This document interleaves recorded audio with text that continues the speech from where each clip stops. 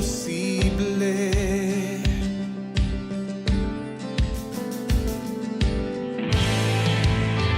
Kaya't sa'yo ako'y mananalig. Ikaw ang Diyos ng langit at lupa. Ikaw ang Diyos na makapangyarihan. Lahat posible sa nananalig. Walang mahirap sa iyo. Lahat ng laban ay kakayanin kasama kita. Kasama kita.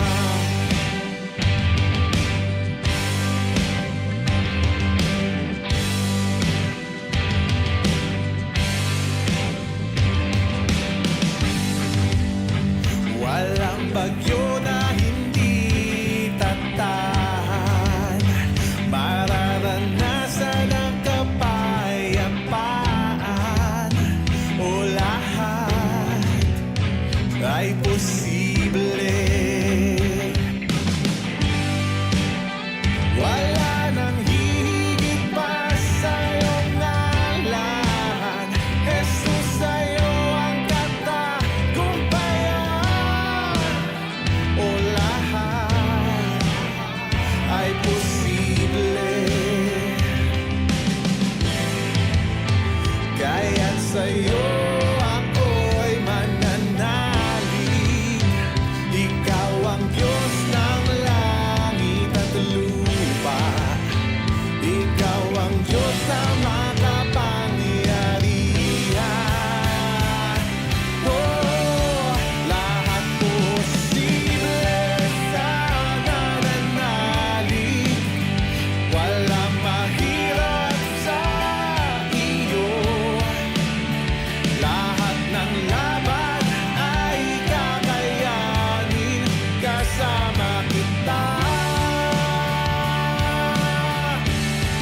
Lahat posible sa nananalig. Walang mahirap sa iyo. Lahat ng laban ay kakayanin kasama kita.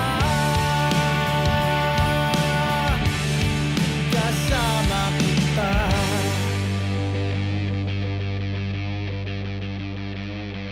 Sa isang salita mo ay may magbabago. Kagalingan, kaligtasan ay matatamo.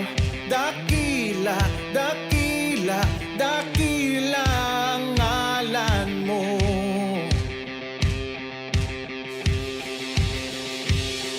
Sa isang salita mo ay may magbabago. Kagalingan, kaligtasan ay matatamo. Dakila, dakila, dakila ang ngalan mo.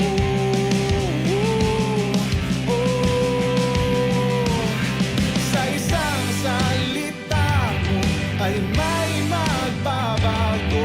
Kagalingan, kaligtasan ay matatamo. Dakila, dakila, dakila ang ngalan mo. Lahat posible.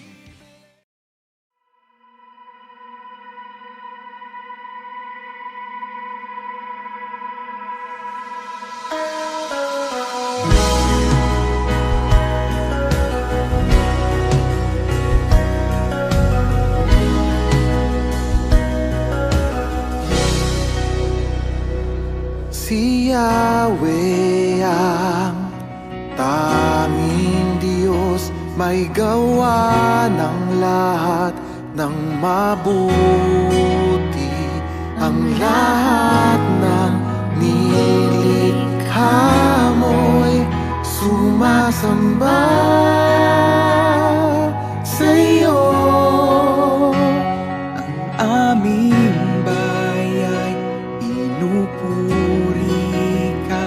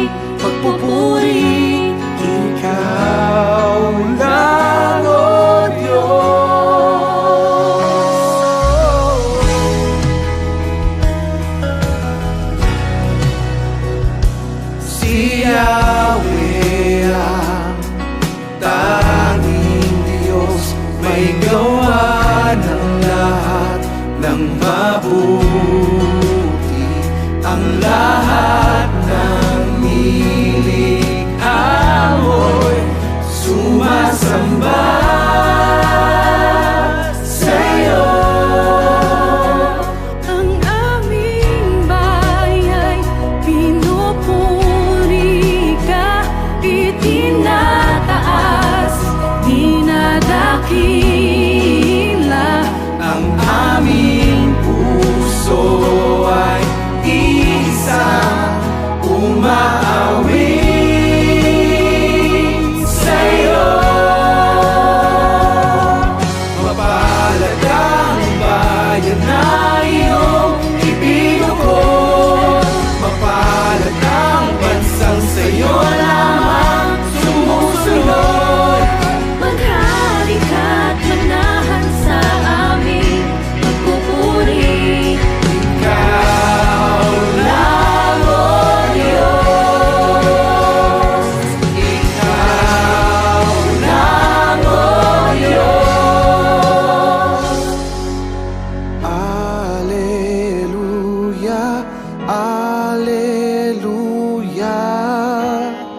Pinupuri ka namin. Alleluia, Alleluia. Pinupuri ka namin. Alleluia, Alleluia. Pinupuri ka namin. Alleluia, Alleluia. Pinupuri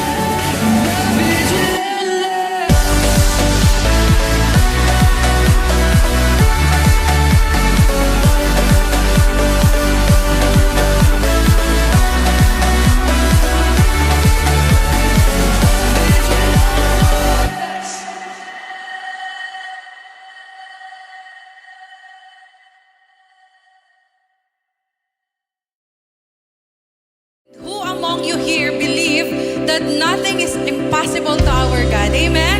Come on, let's worship Him. Let's worship Him.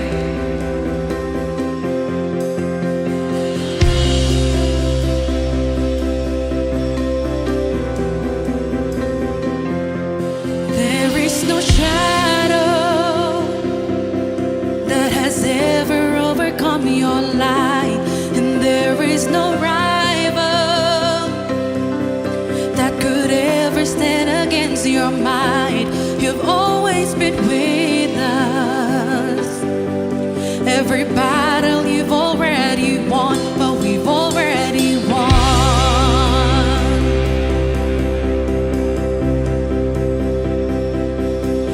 There is no weapon that has ever left a mark on you, and there is no army with the power to conquer truth.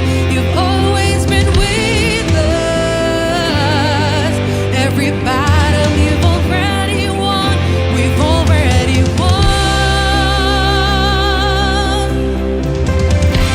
Show me one thing He can't do. Show me a mountain He can't move. He's the God of the breakthrough, and anything is possible. Show me one thing that's too hard. Show me waters He can't part. He's the God of the breakthrough, and anything is possible. It's possible.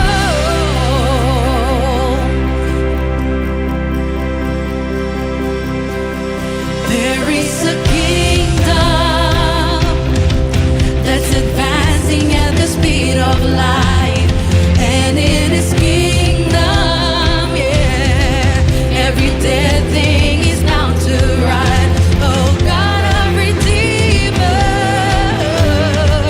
He's faithful to revive. Oh, He will revive. Show me, yeah. Show me one thing He can't do. Show me a mountain He can't move. He's the God of the breakthrough, and anything is possible. Do you believe it? Show me one thing that's too hard. Show me waters He can't part. He's the God of the breakthrough, and anything is possible. It's possible. Come on, church, let's sing this. Now all of my fear I will turn into praise. Shake off despair as I sing out your name. A victory dance, I will dance loud in faith. He will crush disappointment and break every chain. Come on. All of my fear I will turn into praise. Shake off despair as I sing out your name. A victory dance, I will dance loud in faith. He will crush disappointment and break every chain. Now all of my fear I will turn into praise. Shake off despair as I sing out your name. A victory dance, I will dance loud in faith. He will crush disappointment.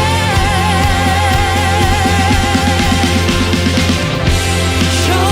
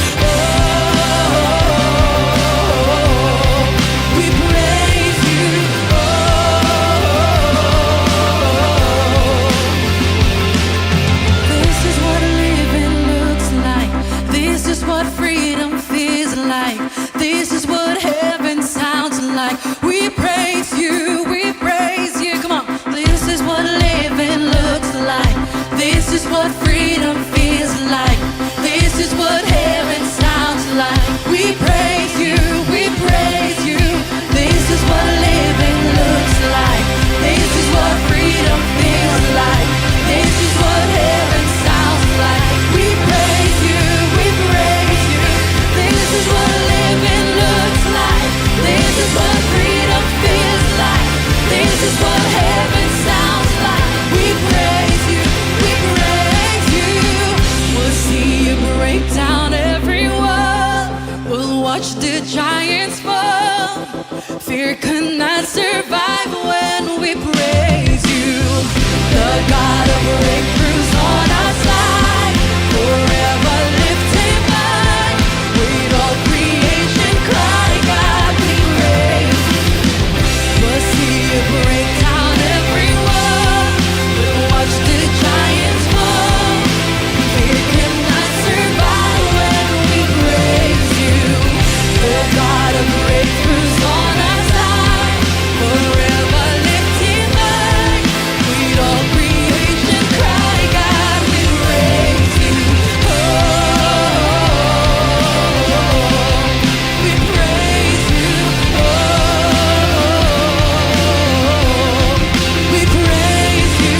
Oh, we praise you. We praise you.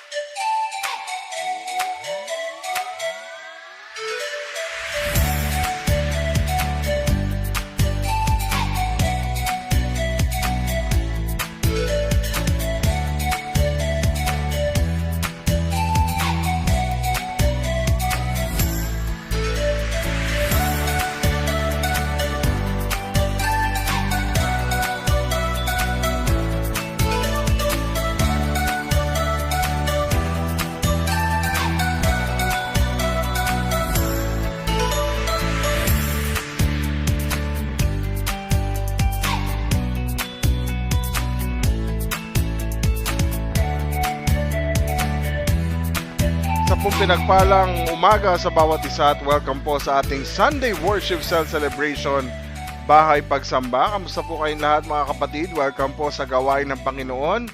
Ngayon pong araw ng linggo, September 17, 2023 at patuloy tayo nagpapasalamat sa Panginoon sa kanyang ginagawa sa ating buhay sa buong linggo na kanya tayong iningatan, sinamahan, pinatnubayan at pinagpala.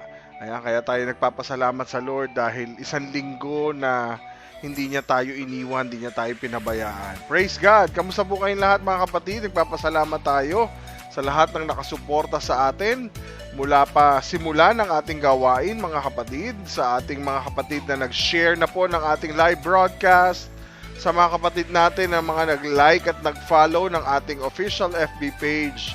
Maraming salamat po sa inyong pong pagsuporta. Ganon din mga kapatid sa lahat po ng bumibisita at nasa live premiere ng ating pong YouTube channel. Ano po ang His Presence Church Cavite and Batangas. Huwag nyo rin po kakalimutang mag-subscribe, i-hit ang notification bell at i-like po ang ating pong mga videos. Ayan, kaya nagpapasalamat tayo sa Lord, sa lahat po ng mga nakatutok na po ngayong umaga. Maraming salamat po. Continue to share this live broadcast ngayon pong umagang ito. Sa lahat ng mga nakatune na po sa ating live broadcast, huwag kakalimutang i-like, i-follow ang ating official FB page. Ayan, praise God. Tayo po ay magpapatuloy ng ating pong series patungkol sa Book of Genesis, sa buhay po ng lingkod ng Diyos na si Abraham. At medyo mahaba-haba pa yung ating lakbayin, pero mas marami tayong natututunan, maraming mga learnings, experience na ginawa ang Panginoon sa buhay ng kanyang lingkod na si Abraham. At patuloy na tayo nagpapasalamat sa Lord dahil sa mga learnings na ito, sa mga wisdom na ito, sa mga revelation na ito, mas marami tayong natututunan all throughout the life of our dear Abraham. Ayan, praise God!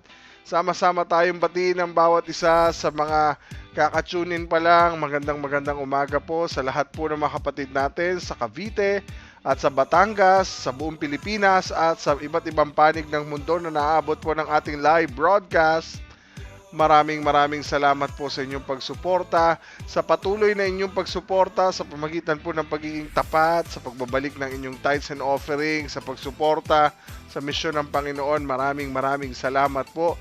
Patuloy po ang aming pagpasasalamat sa Panginoon at patuloy na dalangin ang siksik-liglig na umaapaw na pagpapala sa inyo po mga buhay. Ihanda po natin ang ating mga sarili sa gagawin ng Panginoon sa ating buhay. Muli, pinagpalang umaga po. This is Pastor Marvin, ang Senior Pastor ng His Presence Church Cavite and Batangas. Kaya sama-sama po tayong ma-experience ang love, presence at goodness ng ating Panginoon sa pamagitan po ng kanyang mensahe na ating pong matatanggap ngayon pong umagang ito. Hilingin po natin sa Banal na Espiritu na siya pong ating maging mensahero, tagapagturo, tagapaggabay sa atin sa pakikinig po natin ng ating topic na ipinagkaloob sa atin ng Panginoon sa umaga pong ito. Let us all pray and ask the Lord for His wisdom and His guidance. Let us all pray. Ama naming Diyos na makapangyarihan sa lahat, patuloy po ang aming pagpupuri, pagpapasalamat, pagdakila sa iyong napakabuting biyaya, sa walang katapusan mong pagmamahal sa amin, yung unconditional love, Lord God, na lagi mong ipinaparamdam sa amin, yung iyong mercy, yung iyong grace. Thank you, God. Dahil sa lahat ng ito, Panginoon, ay hindi mo kailanman ipinadama sa amin na kami po ay kulang dahil buong buo kami dahil sa iyo. Maraming salamat dahil muli kami, Lord, ay pinagkaisa mo as we worship you, as we hear your word, O God.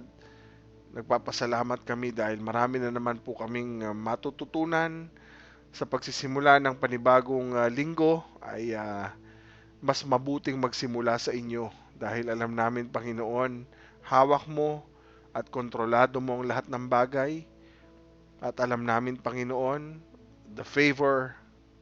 your favor is always upon us. We thank you for all the blessings, lahat ng proteksyon, pag-iingat, pagtatagumpay na ipinapadama mo sa amin.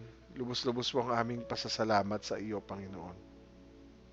Lord, as we seek your word, as we go to the journey of the life of Abraham, sa iyo po namin hinihingi ang patnubay, pagsama sa amin sa journey na ito ng buhay ni Abraham. At turuan mo kami, aming banal na spirito, na talagang mag-humble ng aming mga sarili, to surrender everything to you, O God, as we worship you, as we dwell in your place, as we dwell in your presence, O God.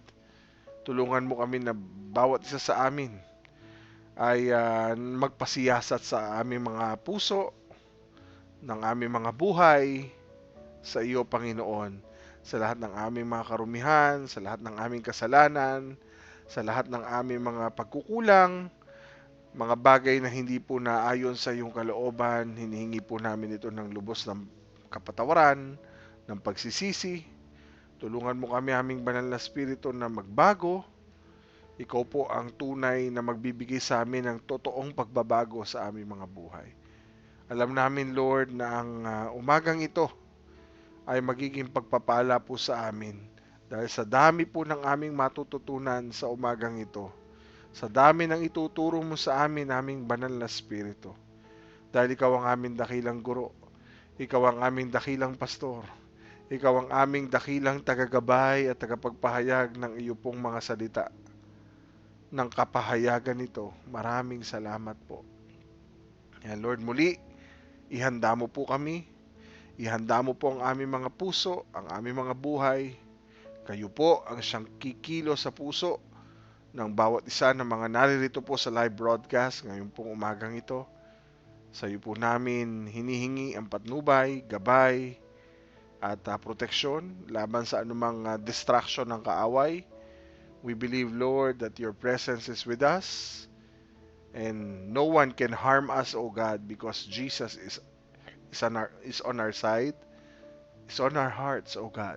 bilang aming Diyos at tagapagligtas. Thank you, God. Thank you, dear Holy Spirit. Thank you, God the Father. Thank you, dear Jesus Christ, sa gagawin mo sa aming buhay. We give you all the glory, praises, and worship, O God, dahil nararapat ibalik lang sa iyo ang lahat ng ito. Maraming salamat, Panginoon, sa mga kapatid naming naririto. Sa iyo po namin pinagkakatiwala ang isa't isa. At alam namin, Panginoon, inaangkin namin yung gagawin mo sa aming buhay. Maraming salamat. Yan po ang aming panalangin sa tanging pangalan ni Kristo Jesus at sa kapangyarihan ng Santong Espiritu. Amen. Amen. At amen. Praise God. Ayan. Sa lahat po ng mga kapatid natin na baka hindi pa po ninyo na i-share yung ating live broadcast, maaari nyo pong i-share ang ating live broadcast dyan po sa bandang ibaba po sa gawing kaliwa ng inyo pong mga cellphone, or kung kayo po ay nasa screen, nasa computer, iPads o mga tablets, dyan po sa bandang ibaba sa tabi ng comment section ay pwede nyo pong i-click ang share button para po maibahagi nyo po sa inyong mga mahal sa buhay sa pamamagitan ng Messenger. Pwede nyo rin po i-share sa inyong mga wall, no po. At kung meron po kayong mga words and blessings, words of encouragement, pwede nyo pong i-post, no po, sa inyo pong mga walls at dito po sa ating comment section para po makapagbigay din po tayo ng inspirasyon sa mga kapatid natin na naririto sa ating live streaming. Okay? So, ipagpatuloy po natin ang ating series patungkol sa Book of Genesis, sa katauhan po ng lingkod ng Diyos sa si Abraham. Okay? Tayo po ay nakapagbigay ng kumbaga isang napakagandang storya, no po, story from the Bible, which is ito'y totoong pangyayari.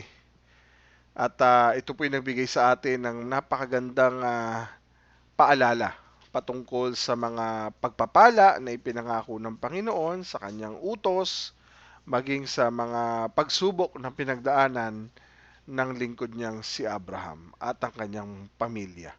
Sa ngayon po ay napag-usapan din natin last time ang pagpunta ni Abram at ang kanyang asawa na si Sarai at ang kanyang buong sambahayan sa Ehipto dahil nagkaroon po ng matinding taggutom.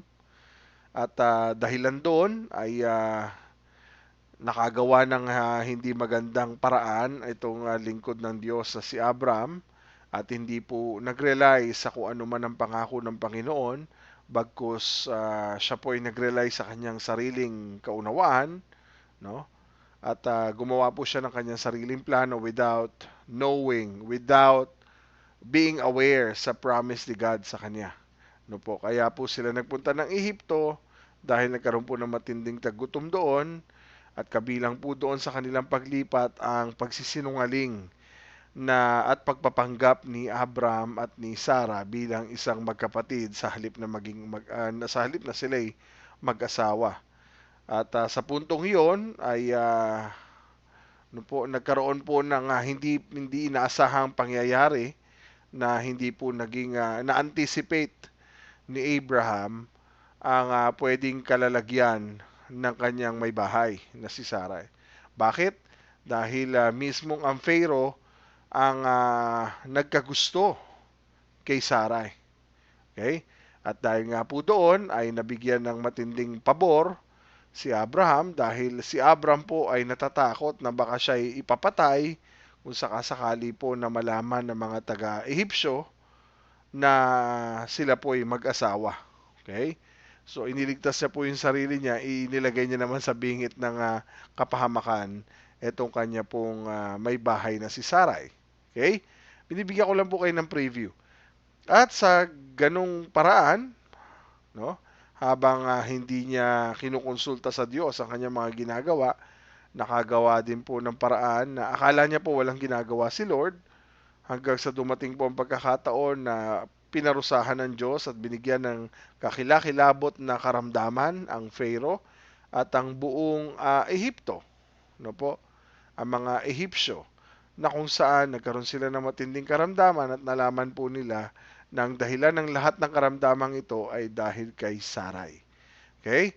So, binalikan ni Pharaoh si Abram at sinabi sa kanya na bakit hindi sinabi sa kanya ang totoo, no?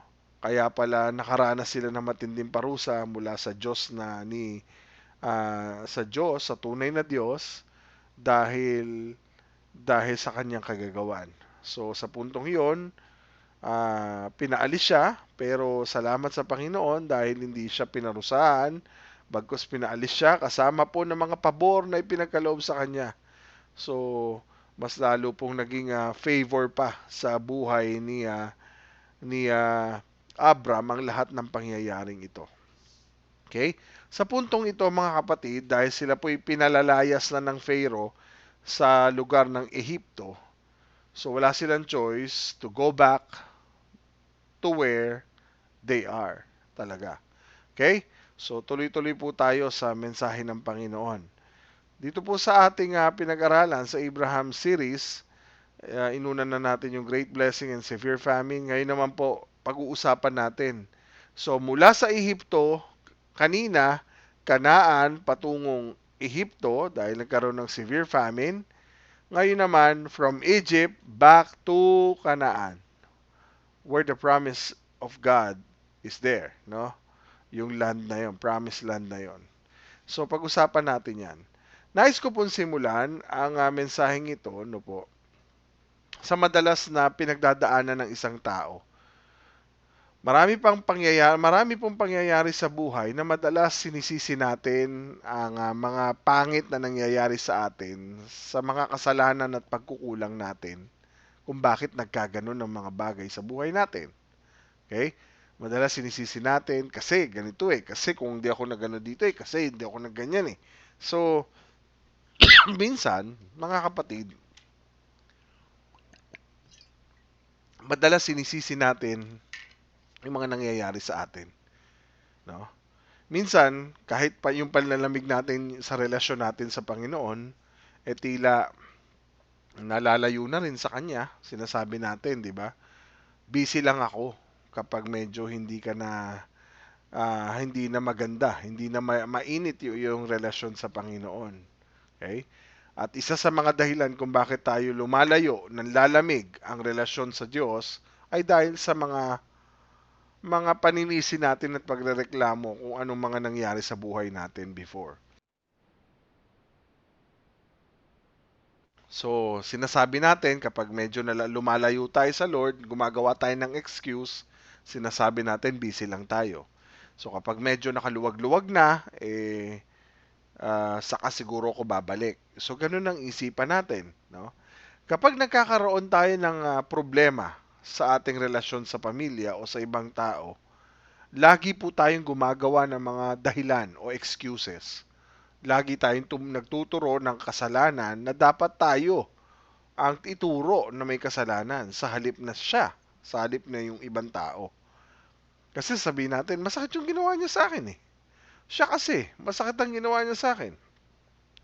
Hindi natin pwedeng isisi sa hirap ng kalagayan sa buhay kung bakit malamig ang ating relasyon sa Diyos o kaya naman ay patuloy na meron pa rin mga conflicts with family members o mga kasama sa church na hindi pa rin nare-resolba. Napakahalaga po ng pag-usapan natin ito, yung mga tinatawag nating conflicts sa loob ng simbahan, sa loob ng ating pamilya. Paano ba tayo nagre-respond every time na nagkakaroon tayo ng conflicts sa mga nangyayari sa ating buhay? So, panahon man ng kahirapan o panahon man ng kasaganaan, nais sa Panginoon na maging maayos ang lahat. No? Sa totoo lang, pag hinintay nating maayos ang lahat bago tayo bumalik sa Panginoon, parang hindi naman mangyayari yun. Hindi naman natutupad na kapag maayos na at kapag okay na ang lahat, kapag hindi ka na busy ay babalik ka na sa Panginoon. Wala naman pong nangyayaring ganyan. So sa anumang kalagayan sa buhay, ang panawagan po sa atin ng Diyos ay ang magtiwala at sumunod sa Kanya. Amen? Naalala ko yung kanta na Trust and Obey. Yung kanta na Trust and Obey, there is no other way to be happy in Jesus but to trust and obey. Napakagandang awitin yan, mga kapatid. Trust and obey na kinanta ni Don Moen. Po. Minsan, nasusubok po yung word na trust and obey. No? Nasusubok sa atin kung saan o na kanino ang ating tiwala. Nasa Diyos ba? O baka ang ating tiwala ay nandoon sa ating mga Diyos-Diyosan na pinagbabasihan natin ng seguridad natin. Tulad ng mga trabaho, tulad ng pamilya, baka minsan ang Diyos-Diyosan natin ay ang ating kayamanan. Nasusubok din po kung anong susundin natin, yung bang kalooban ng Diyos o ang sariling dikta ng puso natin. Lagi po tayo araw-araw nag-i-struggle, no? Pero we have to learn that every day as God matures our faith in our Christian journey, marami tayong matututunan. Tulad po ng ating paglalakbay sa ating pananampalataya, no? Katulad na lang po ng buhay, kaya pinag-uusapan natin yung buhay ni Abraham Kasi gusto nating makita, paano ba yung naging lakbayin niya? Paano ba siya tinaguriang man of faith? Paano ba siya tinaguriang the father of all nations? Ano ba ang naging struggle niya? Ano ba ang mga naging conflicts niya?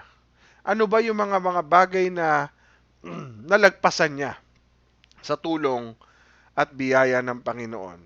Sa kwento pong pinag-aralan natin last 2 Sundays sa Genesis chapter 12, narinig natin kung gaano kalaki ang mga pangako ng Diyos sa kanya. Naalala niyo po yung pangako ng Lord na great nation, great name, great blessing. Yan po yung ilan sa mga pangako ng Diyos. Ilan lang. No? Hindi lang yan para sa kanya, kundi para sa buong mundo.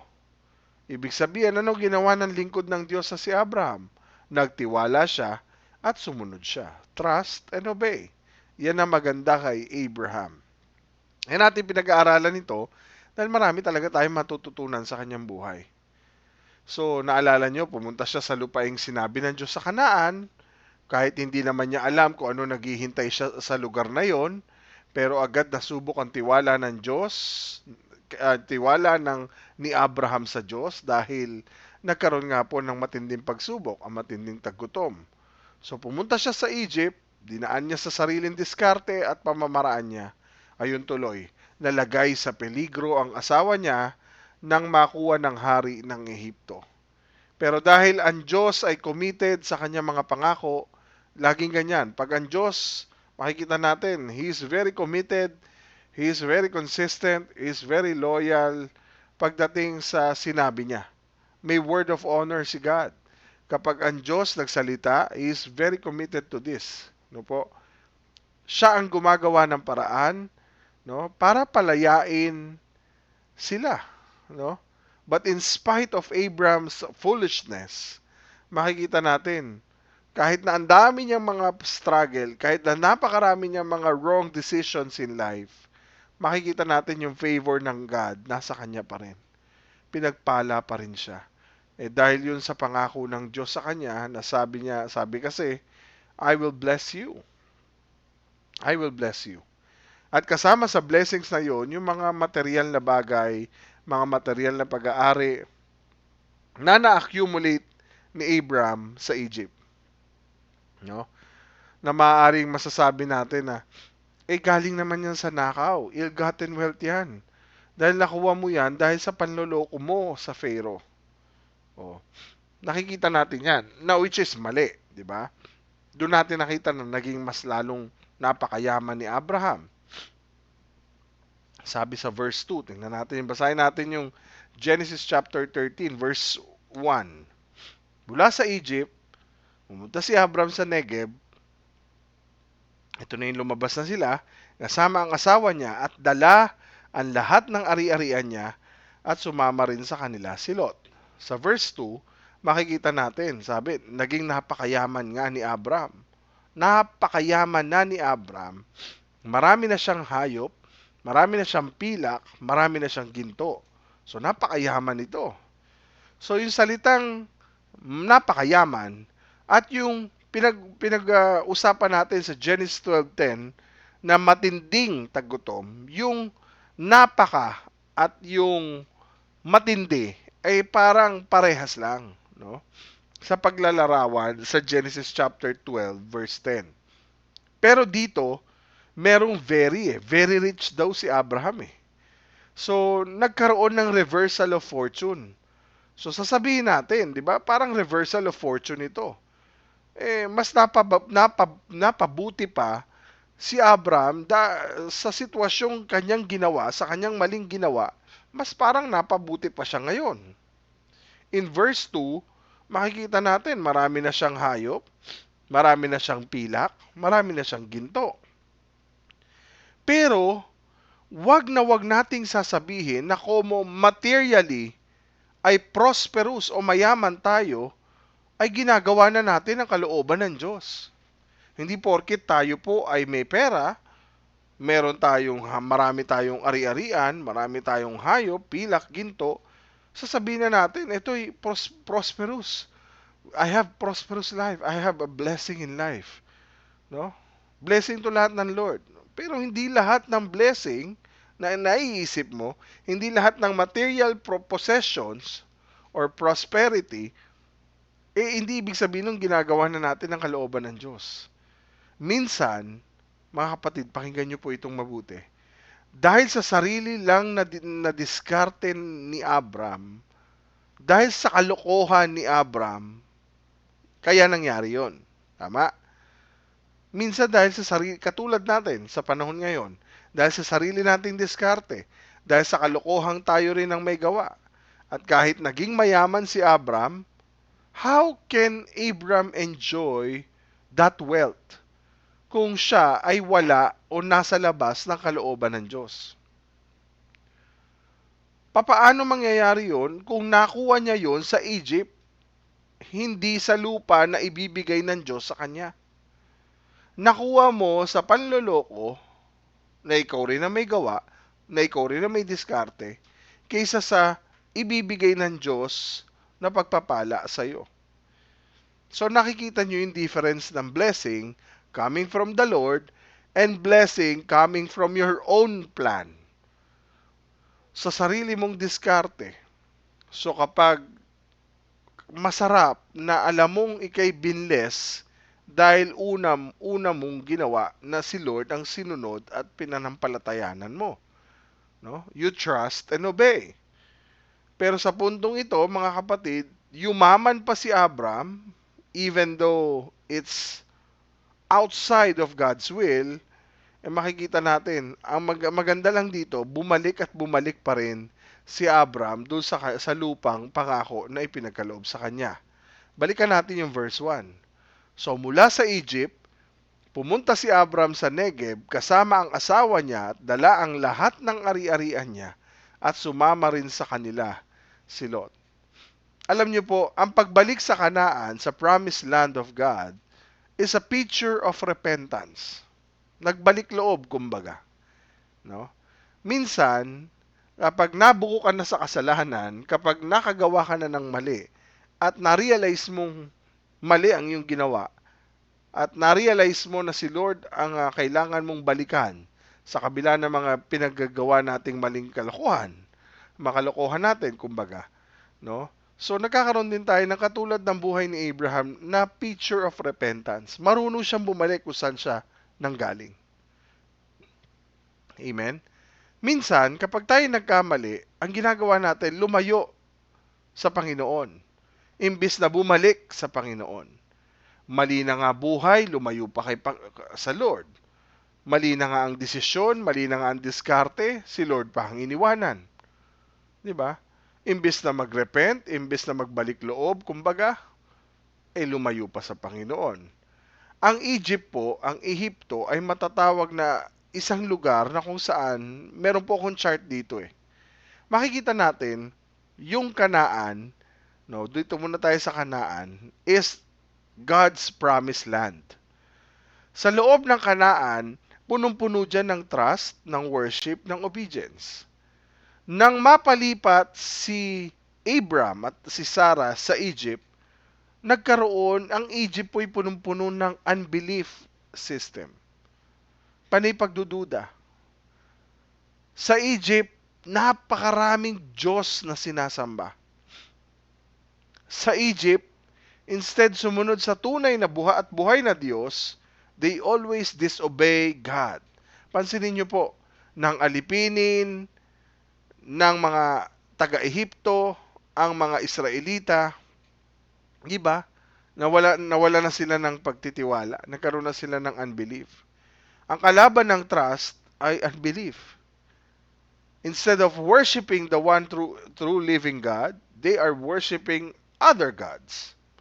Instead of obeying God, imbes na magkaroon sila ng obedience sa Lord, they always disobey God. No? So, disobedience. Baliktaran yan eh. So, makikita natin, mula sa Egypt, nagtungo sila sa Negev. No? Ang Negev po is the southern portion ng Kanaan. Yung huling narating sa journey nila, no, sa Kanaan, ay doon sa Negev. So, hindi nagtagal, muli silang lumipat, nagpatuloy sila sa paglalakbay, doon sila napunta sa southern portion ng Kanaan, okay, ang Negev. So, totoong mayaman at napakayaman na ni Abram at this point, mga kapatid, pero hindi yun ang pinaka-importanting naging identity ni Abram. Hindi po yung pagyaman niya ang makikita mo sa kanyang buhay, no? Ni wala pa nga siyang sasabing kanya o sariling kanya. Bakit? Wala naman siyang sariling lupa pa during that time. Wala pa siyang sariling tirahan during that time.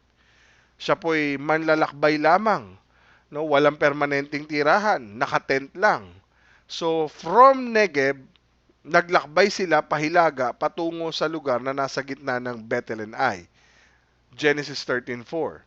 So nakita natin dyan, dito sila unang nagtayo ng altar nang dumating sila sa Kanaan. Naalala nyo po, nang sila'y dumating sa Kanaan, nagtayo si Abram sa pagitan ng Bethel and Ai, sa gitna ng Bethel and Ai, ng altar para dun siya sasamba sa Panginoon. No? Diyan siya nagstay nung una. Balikan natin, Genesis 12:7. Pagkatapos nagpakita ang Panginoon kay Abram at sinabi sa kanya, ang lupaing ito ay ibibigay ko sa mga lahi mo, kaya gumawa ng altar si Abram para sa Panginoon. Ito pa po yung isang identity. Ito yung identity niya, mga kapatid, na gusto kong makita ninyo. Hindi dahil sa mayaman na siya. Pagkatapos nagpakita ang Panginoon kay Abram at sinabi sa kanya, ang lupaing ito ay ibibigay ko sa mga lahi mo. Kaya ano ginawa ni Abram? Gumawa ng altar si Abram para sa Panginoon. Nagtayo siya ng altar. Tumawag sa pangalan ng Panginoon. He called in the name of the Lord. Yung una niyang naipundar ay napakaliit na piraso ng architecture na hindi naman sariling bahay, kundi dambana para sa pagsamba sa Diyos. That is the first na ginawa at naipundar ni Abram para sa Diyos. Yun ang pinaka-importanting identity niya. Ano po yung pinaka-importanting identity ng isang Abram? Kung bakit siya pinili ng Diyos? Because he is a worshiper of God.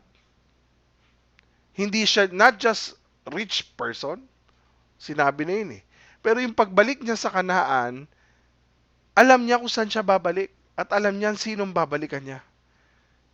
Pagbalik po ni Abram, kasama ni Sarah at ni Lot, bumalik sila sa Kanaan, no? Dahil pansamantala nga lang sila sa Egypt, makikita pa rin, nandun pa rin yung altar. Yung altar na kung saan nagmarka ang kanyang pilgrimage, ang kanyang naging paglalakbay. Sa verse 4, no? Doon siya nagtayo ng altar, unang nagtayo ng altar nang dumating sila sa Kanaan, at pagbalik nila from Egypt to Kanaan, bumalik sila doon sa Bethel and Ai, kung saan tinayo ang altar na ito, no? At sila'y muling sumamba sa Panginoon. So you are a worshiper. All people are worshiper. Kaya ka nandito because you go back to God and to worship to the Lord. That is the first identity of a servant of God.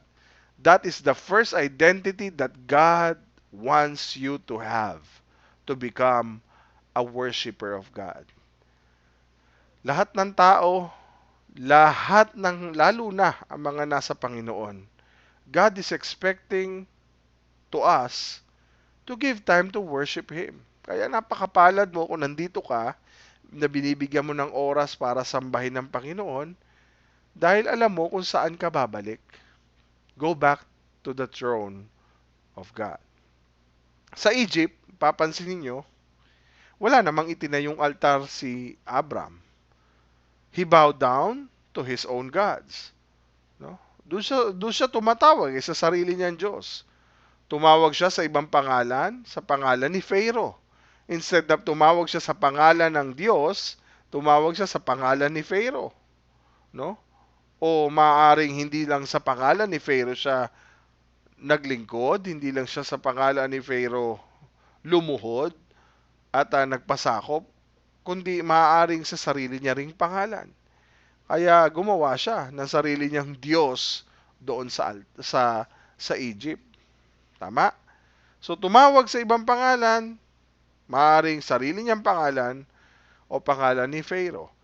Pero no matter how far we have fallen, kahit na gaano kalayo, kahit gaano katindi yung ating naging pagkakamali sa Diyos, ang importante, babalik at babalik tayo sa pagsamba sa Diyos.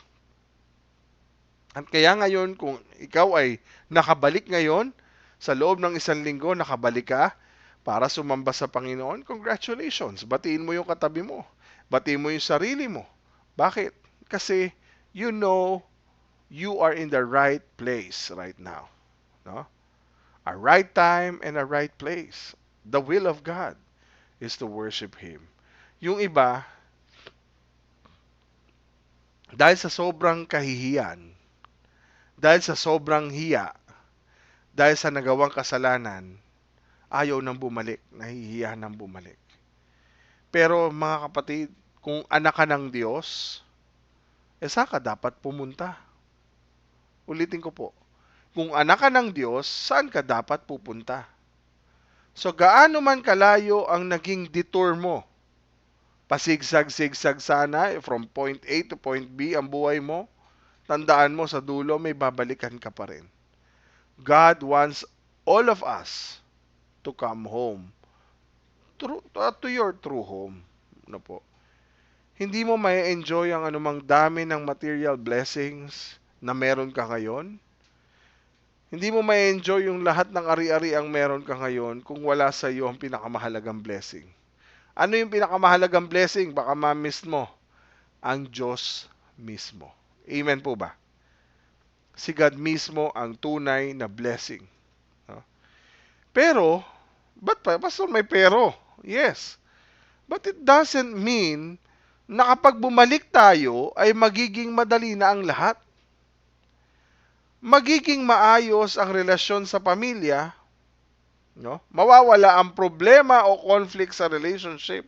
Ganun ba? Kapag ikay bumalik, magiging madali at magiging maayos na ang lahat? Hindi po. Sa papaano? So, dahil nakabalik na sila sa Kanaan, si Sarah, kasama si Lot, ang pamangkin niya, so dahil nga napakayaman na ni Abraham, syempre, dito pumasok yung conflict between Abraham and Lot's property. No? So dahil mayaman na si Abraham, marami na siyang mga alagang hayop. No po? Tuloy ko po ang topic na ito, mas maganda. Excuse me. Marami na siyang hayop, no? Marami na siyang alagang mga hayop, mga tauhan. Mayaman na talaga siya. So, nagbalik loob din siya sa Diyos, no? Si Abraham ay bumalik sa pagtitiwala muli sa Panginoon. Mukhang all is well na sa buhay niya. But dumating ang problema na tinatawag na conflict between Abraham and Lot. Okay? Itong si Lot, sabi sa verse 5 ng chapter 13, laging kasama ni Abram saan man siya magpunta. No, may sarili din siya mga hayop, meron din siyang tolda, no po.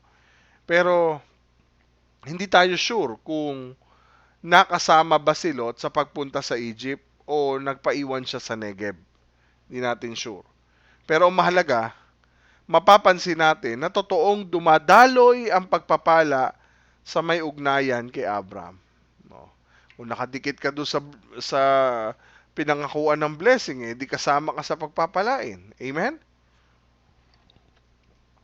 So napakahalaga ng ating mga nagiging kasama. So mapapansin natin, dumadalo yung pagpapala sa may ugnayan kay Abraham tulad ng pangako ng Diyos. Ano sabi ng Lord? Gagawin kong isang tanyag na bansa ang lahi mo, pagpapalain kita, magiging tanyag ang iyong pangalan. Sa pamagitan mo, marami ang pagpapalain. Pagpapalain ko, magmamagandang loob sa iyo, pero isusumpa ko naman ang susumpa sa iyo. Sa pamagitan mo, pagpapalain ko ang lahat ng tao sa mundo. Yan po yung pangako ng Diyos. Itong si Lot, meron siyang tupa, meron siyang kambing, meron din siyang baka, meron din siyang sariling tolda, marami na rin, mga kapatid. So, kailangan syempre, pag parehas kayo na umaasenso, parehas na lumalaki ang inyong mga ari-arian, ang inyong material possession, po, kailangan mo ng mas malaking lupain dahil sisikip ng sisikip. Konti lang naman ang tubig sa lugar na yon, no po. Unlike sa Egypt na makikita natin, so na may tubigan. So hindi pwedeng magsiksikan yung ari-arian, yung mga inaalagaang hayop ni Abram at ni Lot. So hindi pwedeng magsiksikan sila sa isang lugar. Sabi sa verse 6 ng chapter 13, ito, tingnan natin yung verse 5. Makita, si Lot na laging kasama ni Abram saan man siya pumunta ay may sarili na ring hayop at meron na rin sariling tolda. Yan sabi sa Bible. Sa verse 6, makikita natin, at dahil marami na ang mga hayop nila at iba pang mga ari-arian, hindi sila maaaring manirahan sa isang lugar. Ang pastulan na hindi magkakasya sa kanila. So, iniisip natin, dapat 'di ba the more the merrier? Pero sa puntong ito, depende na. Kasi nagsisiksika na, limited na ang resources at mainitin na ang ulo ng mga kasama. Nagkakaroon na ng conflicts. Every time na nagsisiksika na at nagiging limited na ang resources, no, nagiging mainitin na ang ulo ng mga kasama, hindi maiwasan ang conflict. So sa verse 7, dahil dito, nag-away-away ang mga tagapagbantay ng mga hayop nila. So nung panahong iyon, ang mga Kanineo at mga Perizeo ay nakatira pa sa lupain iyon. Imagine, kasama pa rin nila yung mga Canaanites at yung mga Perizzites sa lupain ng Kanaan. So nakikita sila na sila mismo, si Lot, ang tauhan ni Lot at tauhan ni Abraham o ni Abram ay nag-aaway-away. Yung mga tagapagbantay ng hayop nila dahil sa pastulan. And take note, ang nakakakita ay yung mga taga-roon, ang mga Canaanites at mga Perizzites. Maiintindihan mo pa kung magkaroon ng conflict ay yung mga Cananeo sa mga sa mga tagapagbantay ng hayop ni Lot o ni Abram. Pero makikita natin ang conflict, mga kapatid, ay yung mga tauhan ni Abram at tauhan ni Lot. And later on sa history, ang dami mga conflicts na dumating na talagang makikipaglaban sila dyan eh. So before that, dapat harapin ang conflicts hindi sa labas, sa loob.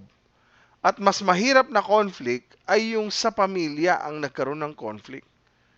Siguro pinagsabihan din sila ni na Abraham at Lot o ni Abram at Lot, pero wala pa rin, tuloy pa rin sila sa away.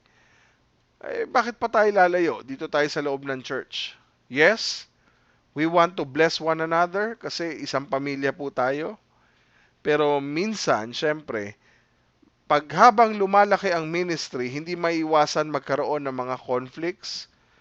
No? Conflicts na may kinalaman sa pera, may kinalaman sa mga business transactions, may kinalaman sa utang na hindi pa bayad, do dinidiscourage natin ng utangan kasi talagang magnet yan ng conflicts. Every time na may utang, talagang magnet talaga ito ng conflicts. Kaya ang dalangin natin, hindi mangyari sa atin yan. O kaya, kung nangyayari ngayon yan, ay makalaya agad tayo. Palayain tayo ng Lord at magkaroon tayo ng financial breakthrough. Amen? Or maybe, habang dumarami sa loob ng church, nagkakaroon ng mga salitaan na nakaka-offend sa isa't isa, o kasalanang maaaring nagre-raise kapag lumalaki na, doon na nagkakaroon ng mga nakakagawa ng mga lihim na kasalanan, no? May conflicts eh. No? Normal na nagkakaroon ng conflict, may mga nangyayaring ganito. Hindi pwedeng wala. Kung bahagi po tayo ng isang pamilya, ay imposibleng walang magiging conflict, lalo na pag malaking pamilya. Ano po? Hanggat may kasalanan pa sa loob ng pamilya, hindi mawawala yung conflict. Hanggat nahihirapan pa tayo na tanggapin ang mga differences natin sa isa't isa, hanggat mahirapan tayong tanggapin ang personality ng isa't isa, hanggat hindi nahihirapan tayong tanggapin ang mga backgrounds ng isa't isa, hanggat nahihirapan tayo na unawain ang spiritual maturity ng isa't isa, the more important question is now, how can we avoid conflict? Paano natin iiwasan ng conflict? And how we are going to respond in ways na consistent sa sinasabi ng gospel. Na in ways na nagpapakita na ang security natin ay hindi sa identity natin, kundi kay Kristo lang. Hindi sa kayamanan, hindi sa anumang material possession meron ka, o hindi sa kung anuman sasabihin ng ibang tao, no? Na ang response mo ay hindi nakabatay sa kung anong meron ka. Dapat ang response mo sa conflict, para ma-avoid mo ang conflict, kailangan ang response mo ay nasa paraan at refleksyon ng pagiging Kristiyano o pagiging anak ng Panginoon. Yung tinatawag na Christ-likeness. So paano ba magre-respond si Abraham sa conflict na ito? Sa tagutom, nasubok ang pananampalataya ng mamang si Abraham. Sa prosperity, masusubok din ang kanyang pananampalataya. Sa oras ng conflict, mayaman man o mahirap, talagang masusubok tayo dito. Imposibleng hindi nagkakaroon ng conflict sa atin. Pero the important matter na kailangan nating maintindihan ngayong pong umaga ay paano tayo magre-respond based on the life of Jesus Christ into our lives, no? Paano tayo magre-respond? Si Abraham, mas matanda siya eh. Kung papansinin niyo po, pamangkin lang si Lot. At di naman magkakaroon ng blessing si Lot, kundi dahil sa pangako ng Diyos sa buhay ni Abraham. No? Matanda siya, sa kanya ibinigay ng Diyos sa mga lupain eh. No? Ipagigiitan ba niya ni Abraham ang karapatan niya? Hoy, sa akin to Lot. No? Ikaw ang mag-adjust, ako ang pinagpala, ikaw ay hindi. Mas matanda ako, sasabihin ko, sumunod ka sa akin. Aba, ikaw na nga itong may atraso, ako pa ba ang mag-a-adjust para sa'yo? Yan yung mga litanya ng response, pangkaraniwang tugon natin kapag tayo po ay nasa conflict. Magsumbatan sa isa't isa. So the way we respond to conflict will also reveal kung nasaan o kanino ang tiwala natin. Alam niyo po ba, the more na lumalabas ang conflict, nalalaman natin kung anong klaseng karakter at pag-uugali meron tayo. At malalaman mo rin, the way you respond to conflict, it will reveal kung nasaan at kanino ang tiwala mo. Sa Diyos ba o sa sarili mo o sa ibang tao. So let's have the Abraham's proposed solution. No? Paano nag-respond si Abraham? Alam niyo po, tatlong bagay ang ginawa niya. No? Yung kanyang naging karakter at pagtugon during these conflicts. No? Nag-respond si Abraham sa pamagitan ng pagpapakumbaba, pagpaparaya, at pagbibigay. Paano ko nasabi? Basahin natin. Genesis 13:8-9. Kaya sinabi ni Abraham, tingnan nyo pa, tatlong bagay.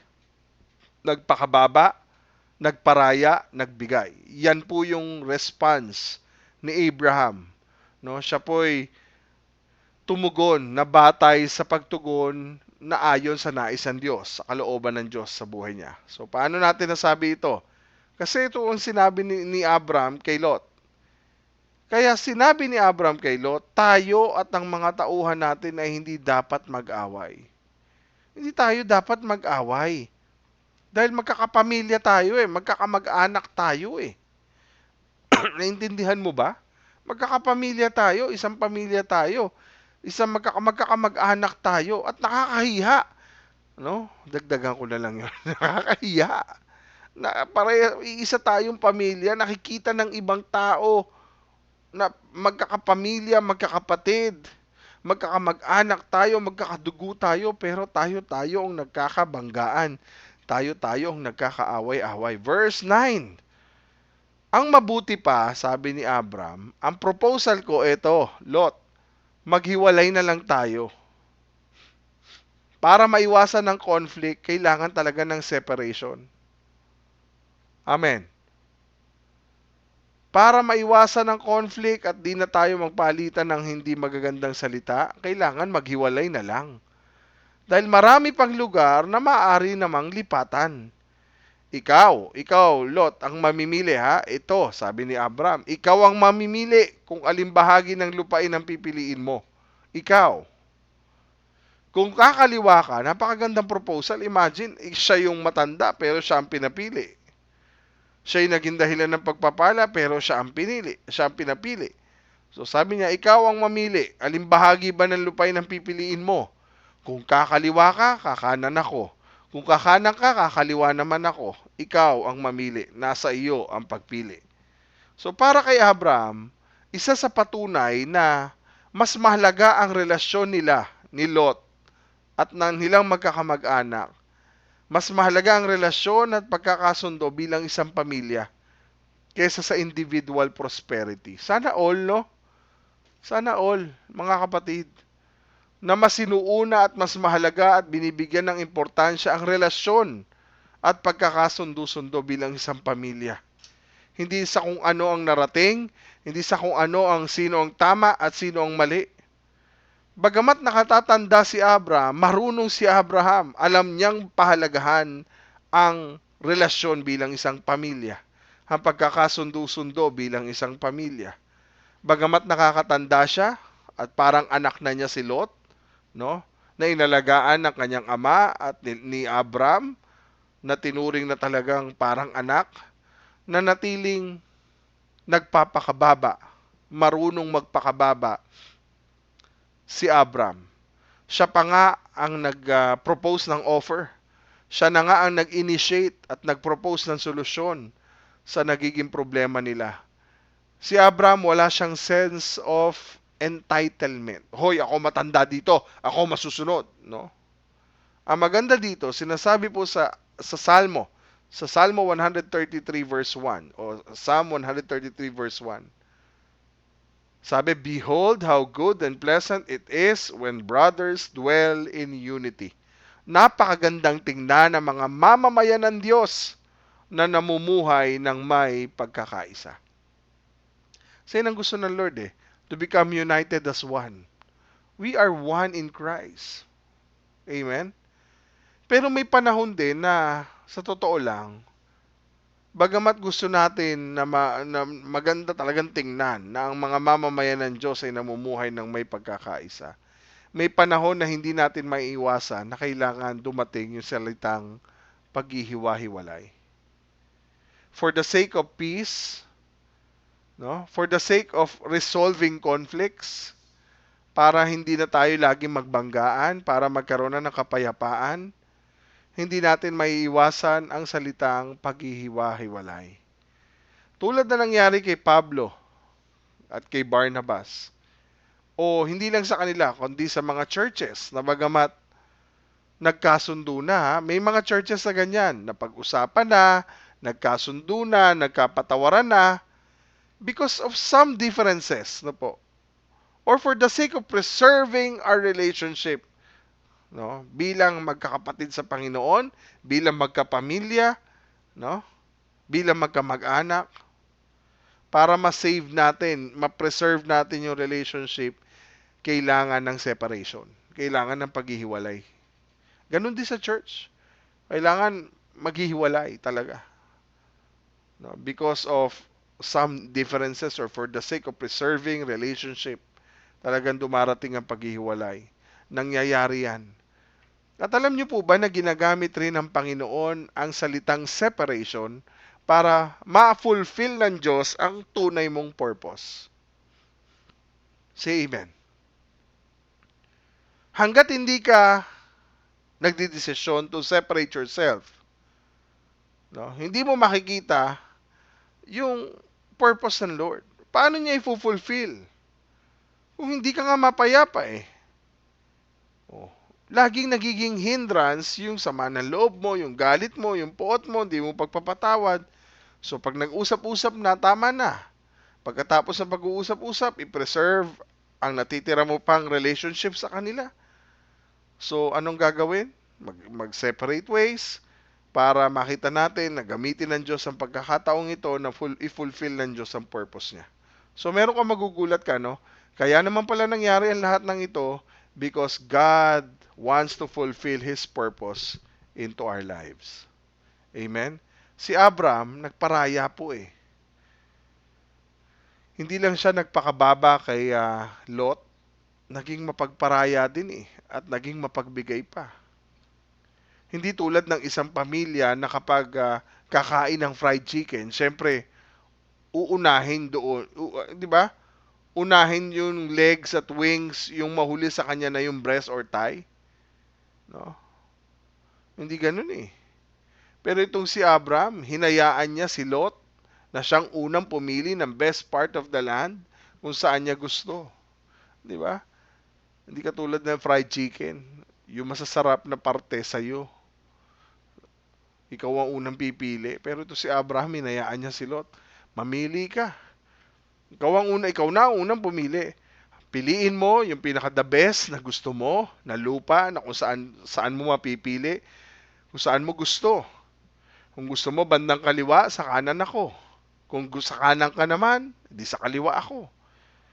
Yung ibang commentators, mga kapatid, they were criticizing Abraham for this decision. Kasi nga, iniisip ng mga commentators, ng mga biblical commentators, na kasi naman, baka maging threat, no? Maging banta ito sa lupa na ipagkakaloob ng Diyos kay Abraham. Na para bang sa puntong ito parang ika nga nila, hindi pinahalagahan ni Abraham ang pangako ng Diyos sa kanya. Maaari, pwedeng oo, pwedeng hindi, pero sa overall na takbo ng kwento, makikita natin na tama ang proposed solution ni Abraham. Yung kay Lot, hindi. Actually, natuto siya to act in faith. Ang meron kay Abraham, secured siya sa pangako ng Diyos. Hindi siya feeling na nai-insecure, hindi siya threatened, hindi siya anxious, hindi siya nagiging balisa, na baka mawala sa kanya yung best part of the land, na baka ang piliin ni Lot ay yung dapat para sa kanya. Secured kasi siya. Alam niya, may pangako ang Diyos sa kanya. No? Bagamat ipinangako naman talaga ng Diyos ang lupa para sa kanya at sa mga magiging anak niya, kapag binalikan mo yung Genesis 12:7, makikita natin, nagpakita ang Diyos, ang Panginoong Diyos kay Abraham at sinabi sa kanya, ang lupaing ito ibibigay ko sa mga lahi mo, kaya gumawa ng altar si Abraham para sa Panginoon. So, yan po yung mga realizations na pwede nating matutunan. And he's learning to look something na hindi nakikita ng nearsighted ng tao. Abraham is looking for something better. No? Hebrews 11:10, sapagkat ang talagang inaasahan ni Abraham ay isang lunsod na may matibay na pundasyon, na ang Diyos mismo ang nagplano at Diyos mismo ang nagtayo. Napakasarap basahin ito, mga kapatid, ng katotohanan ito sa Hebrews chapter 11 verse 10, na talagang ang inaasahan po ng lingkod ng Diyos na si Abraham ay isang lunsod na matibay na pundasyon. Matibay na pundasyon na ang Diyos mismo ang nagplano at nagtayo. Abraham he was looking forward to the city that has foundation, whose designer and builder is God. Bilang mga manlalakbay dito sa mundong ito, na katulad ni Abraham, tayong lahat, mga strangers lang tayo eh. Mga dayo lang tayo sa mundong ito. No po? Verse 13, makikita natin. No? Makikita natin dyan na tayo po ay manlalakbay lamang at tayo po ay mga pinagkalooban lang ng Diyos ng buhay at pahiram na buhay sa mundong ito. Pero hindi ito yung lupang natutuntungan ng paa natin sa mundong ito. Nagre-renta lang tayo dito eh. O kaya kung may titulo na yung akala mo pag-aari mo na yan porket may titulo. Mga kapatid, tayo po ay mga manlalakbay lang dito. And we desire a better country. We desire a heavenly one. No? Kasama ang Panginoon.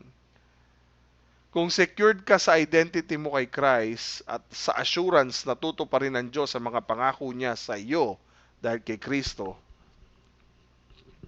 He has prepared for them a city. Hindi pa mahirap sa iyo na makipagkasundo sa Diyos. Pero lalong lalala ang conflict eh. Lalo kang magkakaroon ng problema kung ang titingnan mo lang ay yung mga bagay na inaalok ng mundong ito. Yan ang naging problema ni Lot. On the surface, no, parang gagawa siya ng desisyon based kung ano ang magiging advantageous niya sa kanya. Pero sa bandang huli, maaaring ikapahamak niya at ng kanyang pamilya. Bakit? Kasi unlike Abraham, he's not living by faith, he's living by sight. Kaya ngayon pong araw na ito mga kapatid, marami tayong natutunan sa buhay ni Abraham. Paano natin nakita hindi yung yaman niya, kundi yung totoong identity niya. No? Marunong siyang magbalik loob sa Panginoon. Sa kabila ng mga kasalanan, sa kabila ng mga mali niyang pagkukulang, hindi siya lumayo sa Diyos. Natuto siyang bumalik sa Panginoon through repentance. Sa pamagitan ng totoong pagsisisi at pagbabalik loob sa Panginoon. He knows kung saan at papaano at kung anong dapat niyang gawin. No? At dahil nga sumobra na yung yaman niya, nakita natin kung paano siya nag-respond sa pinakamatinding trial sa kanyang pamilya. Ang pinakamatinding dagok na kung saan darating ang pagkakataong sila ay maghihiwalay na ng kanyang kapamilyang si Lot. Pero nakita natin how Abraham deal with this. How Abraham respond to Lot sa mga panahon ng kanyang mga desisyon. Hindi niya tiningnan ni Abraham kung sino siya at kung anong kanyang posisyon. Ang ipinakita niya sa atin, ang Abraham na marunong magpakumbaba, marunong magparaya, at marunong magbigay. Mga kapatid, sa umagang ito, God called us to become a worshiper. Ang problema mga kapatid, gusto ng Lord magbalik loob tayo sa Kanya. Huwag tayong lumayo sa Kanya. Kundi makita natin yung halaga na kung tayo'y napapalayo man sa Diyos, makita natin yung dapat nating makita. No? Makita natin na napakahalaga yung matutunan natin na bumalik sa Panginoon sa kabila ng ating mga pagkukulang. Tulungan natin ang ating sarili. Tulungan natin na magkaroon tayo ng tamang desisyon. Dahil nakikita ang iyong ugali, ang iyong personality, base sa iyong mga pipiliing mga desisyon sa buhay. Naniniwala ako na sa puntong ito, tinuturuan tayo ng Diyos na magkaroon talaga ng tamang choice. Iba-ibang sa ibang-iba sa pananampalatayang meron si Abraham. Makikita natin yung choices na ginawa ni Lot at ano pa yung mga bagay na pwede pang pagdaanan. Sa mga pinili ni Lot, makikita natin mga kapatid kung ano pa yung mga conflicts. Kaya sa susunod na linggo, malalaman natin kung ano pa ito. So sana yung magdadrive sa atin sa mga pipiliin natin ay yung sinasabi ng Panginoon sa atin. Tayo po lahat ay manalangin. Ama naming Diyos, kami po ay nagpapasalamat dahil tinuruan mo kami sa buhay ni Abraham na sa kabila ng mga mali niyang desisyon sa buhay, sa kabila ng mga maling bagay na kanyang mga dinesisyonan sa buhay, alam niya kung kanino siya babalik. At isa sa mga identity na makikita sa buhay ng lingkod na ito, kung bakit napaka-espesyal sa puso mo, Panginoon, ang pagkatao ng lingkod na ito, ay dahil alam niya kung kanino siya babalik sa tuwing siya ay nagkakamali. Hindi katulad namin, Lord, na sa tuwing kami nagkakaroon ng mga problema, sinisisi namin sa inyo yung mga pagkukulang namin, gumagawa kami ng mga excuses para makaiwas sa iyo, na makabalik sa iyo, Lord. Tulungan mo po kami na sa pagkakataong ito, maging katulad kami ni Abraham, na ang tunay niyang identity is to go back to become a worshiper of God, to go back to his Father, because he knows sa buhay at sa lugar na kung saan nandoon ang kanyang Ama sa langit, ang pinakatamang lugar at pinaka-safe na lugar na pwede niyang puntahan. Lord, maraming salamat din sa kabila ng pagyaman niya, sa kabila ng mga paglawak ng kanyang ari-arian, sa kabila ng mga hamon sa kanilang pamilya, nakita pa rin namin kung gaano at kung anong tamang pagre-respond ni Abraham, hindi sa paraan niya, kundi sa paraan ng Diyos na nais ng Panginoon mangyari sa kanyang buhay. Tulungan mo po kami, Panginoon, na maging mapagpakumbaba. Tulungan niyo po kami, Panginoon, na katulad ni Abraham, matuto kaming magparaya, matuto kaming maging mapagbigay. At makita namin yung halaga, Panginoon, ng separation for the sake of peace and for the sake of resolving conflicts, Panginoon. Help us, Lord, na matutunan ang puso na meron ng iyong lingkod na ito. At naniniwala po kami, isa sa mga bagay kung bakit ganun katindi yung faith ng lingkod na si Abraham, dahil alam niya, secured siya sa pangako mo, Panginoon, sa kanyang buhay. Ganun din po kami, Lord. Tulungan mo kami na maramdaman namin at maranasan namin at magawa namin, Panginoon, na panghawakan, pagkatiwalaan at sumunod dahil secured kami sa pangako mo. Lord, thank you dahil nais mong tulungan kaming makita ang mga bagay na hindi lang po yung nakikita namin sa aming pisikal na mata. Lord, help us to look for something great and better things na nais mo sa buhay namin. Katulad ni Abraham, looking forward siya, Panginoon, sa matibay na pundasyon na kayo ang nagtayo at kayo din po ang nagplano. Ganun din po sa aming buhay, Lord God. Bagamat kami manlalakbay lamang dito, matutunan po namin na sa inyo tumingin.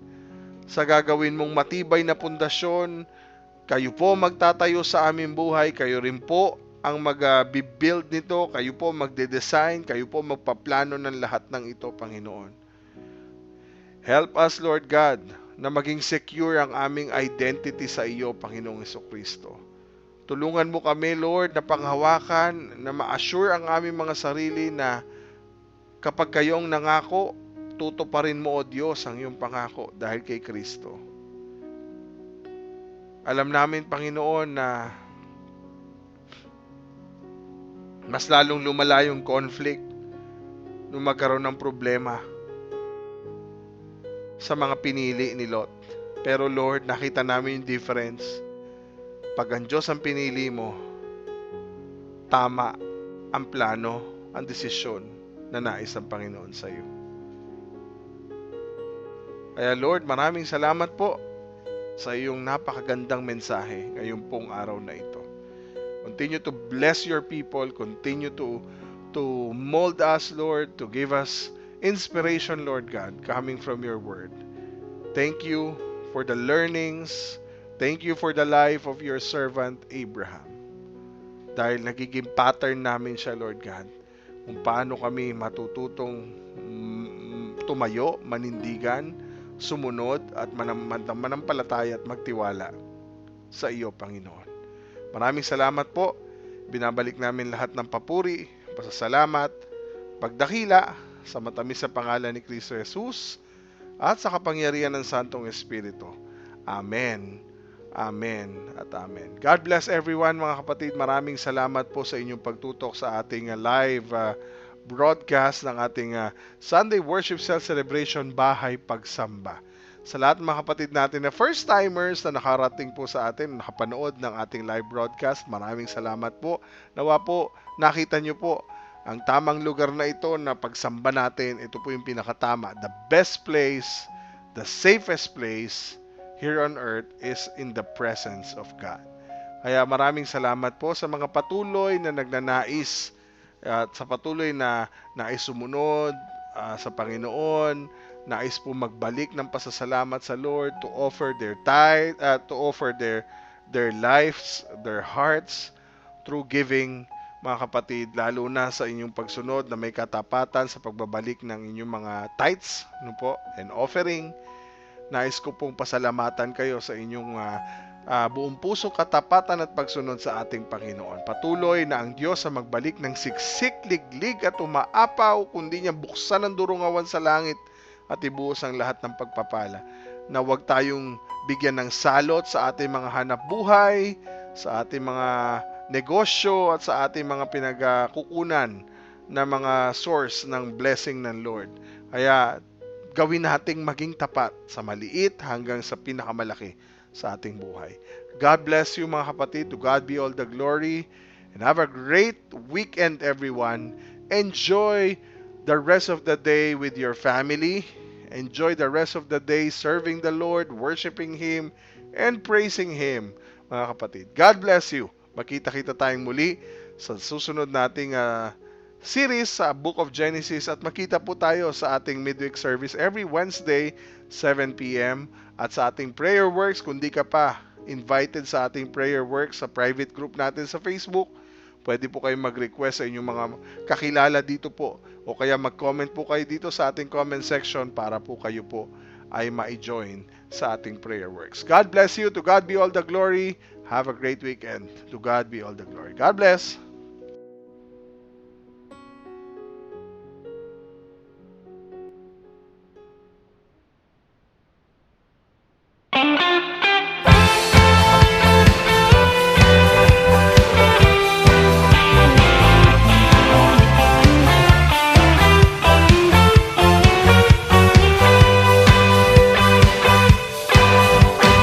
Jesus, ikaw ay mabuti sa lahat ng